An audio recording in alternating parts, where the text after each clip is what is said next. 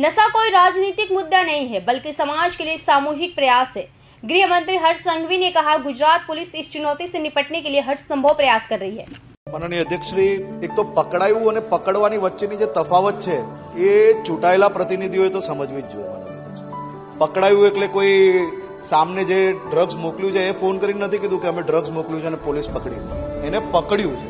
મારે માત્ર એટલું જણાવવું છે કે ડ્રગ્સનો વિષય એ રાજનીતિક વિષય, ડ્રગ્સનો વિષય એ આપણા યુવાધનોને બરબાદ કરતો વિષય। દુનિયાના વેસ્ટર્ન કન્ટ્રીઝની અંદર માનનીય અધ્યક્ષશ્રી ડ્રગ્સ એક ફેશન સ્ટેટમેન્ટ બની ગઈ। યુવાનો એના ફેશન સ્ટેટમેન્ટની અંદર માનનીય અધ્યક્ષશ્રી લોકોથી પ્રેરાઈને, વિડીયો જોઈને, સોશિયલ મીડિયાના કારણે ડ્રગ્સ લેવા માંગે છે। આજે ગુજરાત અને આપણું દેશ આમાં ખૂબ સુરક્ષિત છે। અદાની પોર્ટ પરથી ડ્રગ્સ પકડનાર તમામ અધિકારીઓને બી તો અભિનંદન આપો કે કેવ મહેનત કરીને તમને આ જ પોર્ટ કેમ દેખાયું? તમને તમારી અલાયન્સમાં બંગાળ સરકાર ચાલતી હોય ત્યાંના પોર્ટ પર જઈને ગુજરાત એટીએસે ડ્રગ્સ પકડી આવ્યું તો એ કેમ યાદ નથી આવતું? મારું એવું માનવું છે કે ડ્રગ્સનો વિષય એ ખૂબ મોટું સામાજિક વિષય, આને રાજનીતિક વિષય ક્યારેય ના બનાવવો જોઈએ।